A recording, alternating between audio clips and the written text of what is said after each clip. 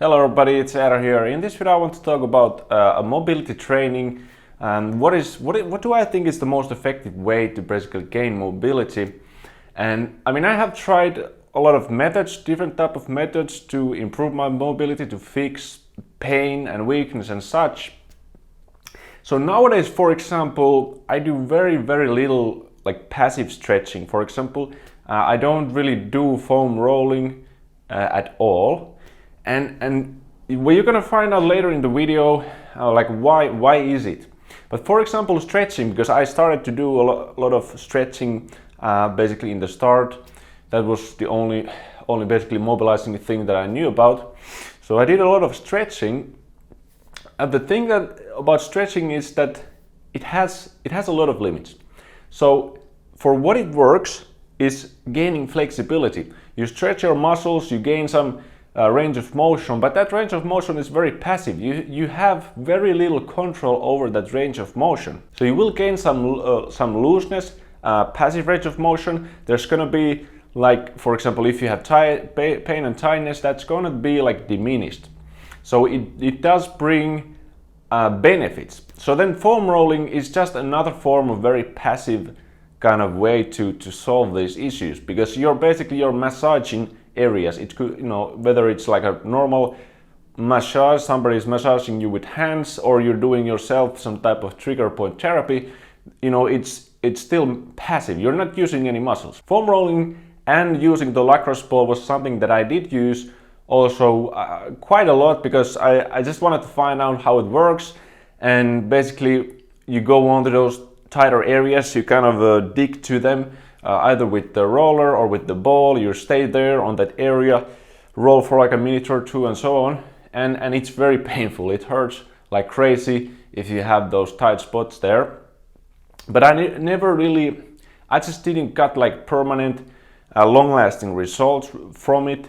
So the thing about like passive stretching, foam rolling is usually it's quite temporary effect, at least in my experience. I've also done band distraction stretching, where you put a rubber band on your leg so that it pulls the joint into certain direction, and this way you can get a better stretch. But once again, you're not activating the muscles. Like, you gotta think about what is causing you to have this tightness, or what is causing you joint pain, or some type of pinching, or whatever it is.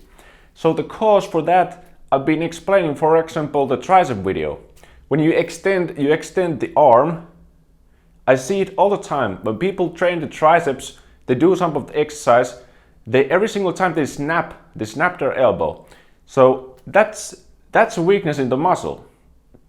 It doesn't matter, we can go to the knee. Most likely if you have knee pain, then there's some type of weakness in your quadriceps, lack of control, same thing possibly in the glutes as well.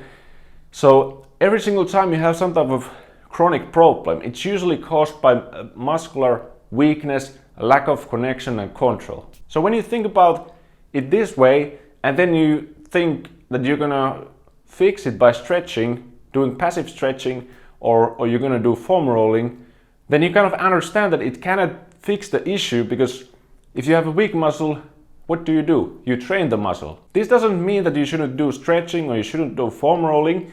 Like I explained, they have benefits, and usually the best results come when you combine all of them. So for example, one of the benefits that I gain from stretching or foam rolling is that you become aware of those tight areas. You stretch something and you're like, oh, this is tight, or this doesn't stretch, and so on. So you become more aware of the painful areas, and it may help you then to target them in the active training. The word mobility, it's probably sometimes like it's like confused, or something people don't really know what it means in a way, or it feels like it's something very complicated, but it isn't really. Mobility training is a one form of strength training. So the difference is that we want to usually, if we want to train mobility, we focus on the end ranges. So an example is on this channel. Once again, there's the active flexibility video, where we train the hamstrings. So I do a good morning, and I bend over, I keep my back straight. So I want to place the pressure on my hamstrings. So I stretch my hamstrings with the weight, but then I make it an actual exercise. So I come up, so I stretch hamstrings, I use them to bring my upper body up. So that's active flexibility.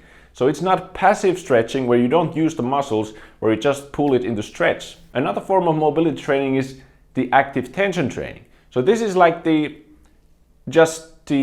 opposite end. So if we in the former example we trained the muscle when we stretch it, in this one we train the muscle when it's maximally like in a shortened state.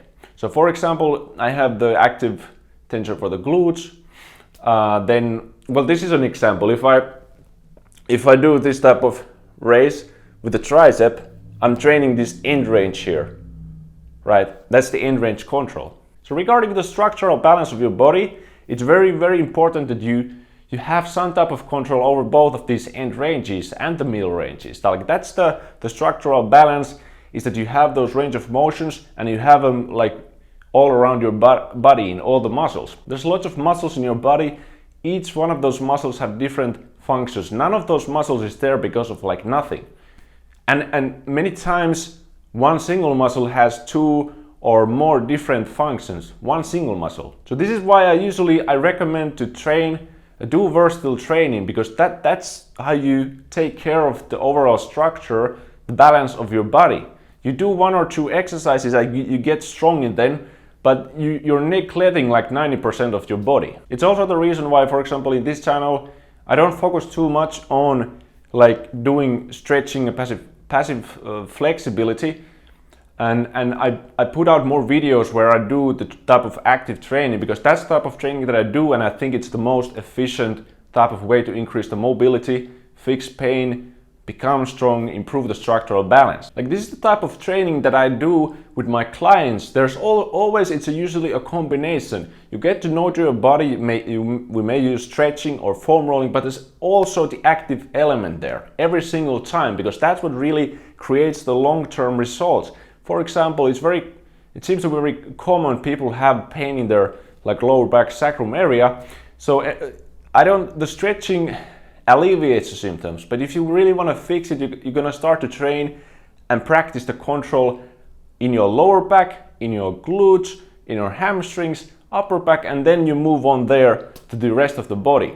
But that helps. So this is also why the Movement Training XX course isn't just movement training, but it also contains strength training, different squat patterns. Those are very important. You strengthen all the muscles in your legs to a great degree and create a great structural balance. You practice different type of pressing patterns, different pulling patterns, and then you do active flexibility, active mobility, and that way you create that balance. Like people sometimes think, oh, I have to make this choice, I choose this or that, but who's forcing you to make any choices? You can train many things at the same time, but it's just about, of course you need to manage your time. If you don't have little time, then you focus on less. The more you want, the more you need to put in. So in recap, you get the foam rolling, you get the stretching.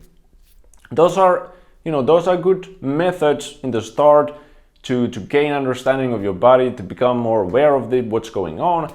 But eventually you gotta go to the active training, which is active flexibility, active tension. Start using those muscles, creating connection and control, because that is what mobility is. It's the control, strength over the range of motion. So this has taken me like years to really figure out. Like I explained, I've tried these different methods. I tried them like every single day. I did them for a period of time and wanted to know what works, what doesn't, what starts to, what really creates those results. And so the thing is, the idea here is that I share this. I really hope this helps you, so that you don't have to go through all that same sort of trial and error, but you can kind of already start to approach immediately the active training. But that's it for this time. If you do have some questions, you can comment down below. But that's it. I'll see you soon and take care.